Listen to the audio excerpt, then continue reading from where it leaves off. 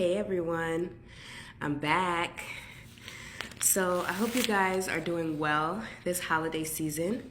The holidays can be a very challenging time for some people, and that's why I'm making this video on this topic. So a lot of you may know that in June of this year, I made a big move. After living in the South in Georgia for 5 years, I decided to move to the DMV area, and I have been very blessed and lucky to be met with open arms, lots of opportunity, and the ability to transition into just better overall mental, physical, and emotional health. As a mom, as a sole parent, as a woman of color, as a nurse who was overworked and underpaid, quite frankly, in the Georgia area. That's no surprise with it being a red state, but I digress. Coming to Maryland has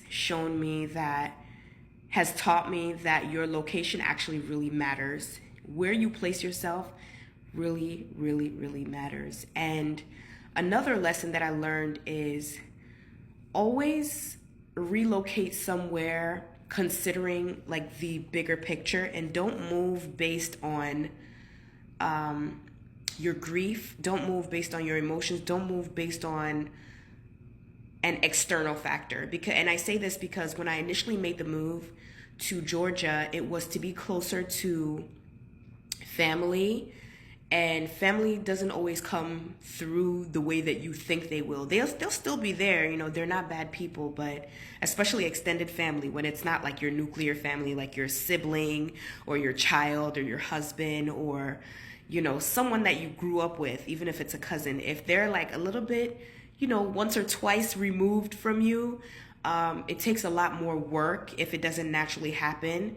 And so moving on that basis can be very disappointing if that person doesn't reciprocate or just fit whatever you thought would be when you decided to make that move, which is with the intention of creating or maintaining family, right? Or nurturing a familial relationship. So I say all this to say, through the hardships of grief and loss, some of you may know I'm a motherless mother. I lost my mom in 2015, and it's been a quite long journey through that grief process. And recently, in the last, I want to say, 3 to 5 years, I've taken my mental health very, very seriously. And that started with a therapist that I found through BetterHealth in 2020, which was the worst. I mean, she wasn't a bad person, but it just wasn't the best platform for me to find mental health services. But she did the best that she could. I later on found someone that was my long-term therapist for about 3 years, but could no longer see me because she doesn't work in the DMV area. She's not licensed to work in the DMV area.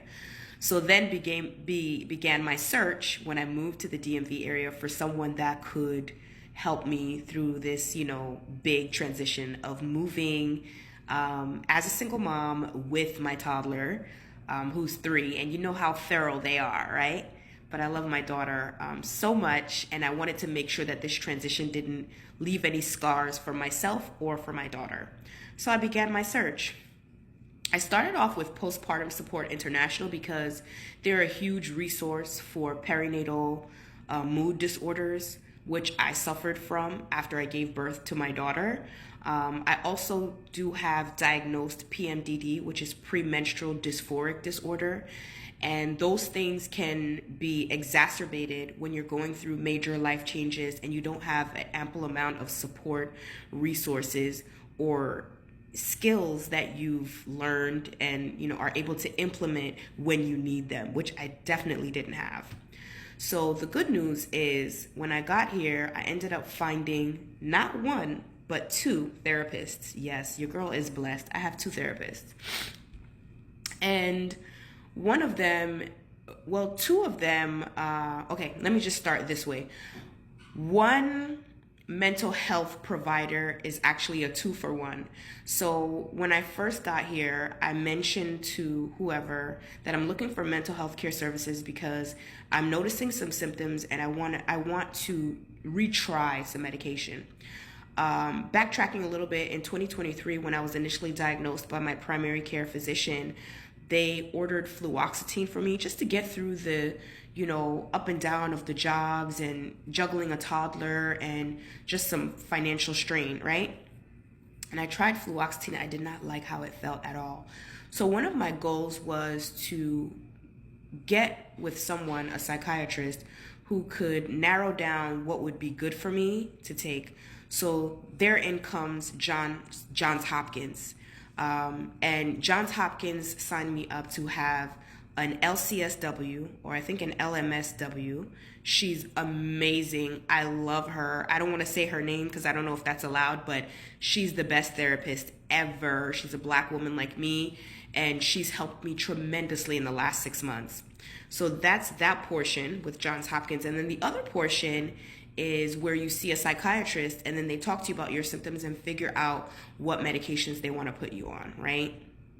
So I spoke with this physician who was very, very amazing, very impressed with just my knowledge and my self-awareness of what I was going through. And I told her, I said, I don't want to be trying different types of things, SSRIs, MAOIs. Like, there's so many different classes of antidepressants and psychotropic medications that I don't want to put my body through that, right? So she said, there is actually a test. I said, what? She said, yeah, the test is called the gene site test. And what it does is it tests, you take like a swab, and you swab both cheeks, and it tests your DNA to see how your genes interact with certain psychotropic medications. And it'll give you a list of what's good for you, what you should stay away from, what is recommended, what you can take, what is in between. It gives you like everything.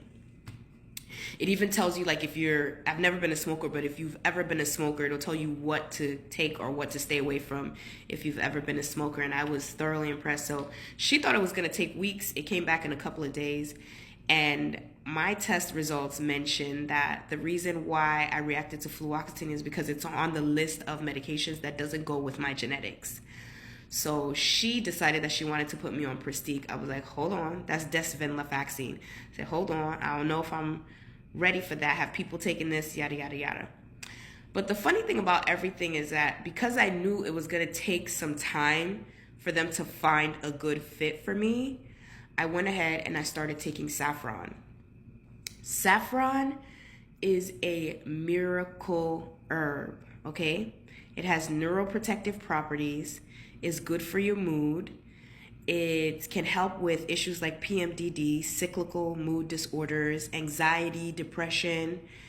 Anytime I take saffron, and if you guys want more videos on how I take saffron for mood stability and just for calmness and just for improved mental health, let me know.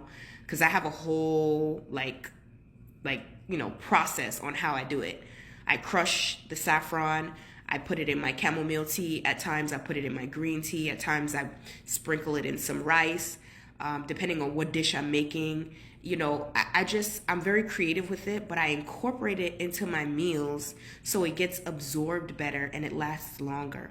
And the best thing about saffron is it gives you all the positive effects of a typical SSRI without any of the side effects. I'm telling you, this is a mental health game changer. If any of you out there know a family member who's struggling with anxiety, depression, especially during this time of the holidays where people tend to get depressed, stressed, pressured to buy things, feeling like they're not adding up, feeling like they haven't accomplished what they set out to accomplish for the year and need a little bit of a boost, please send them to my page. Let them know about the saffron. If you guys want even further details, I can let you know where I get my saffron from on Amazon. And I just wanted to come and talk to you guys about that. If y'all have any questions or you want me to do more videos like this, let me know in the comments. See you later. Bye.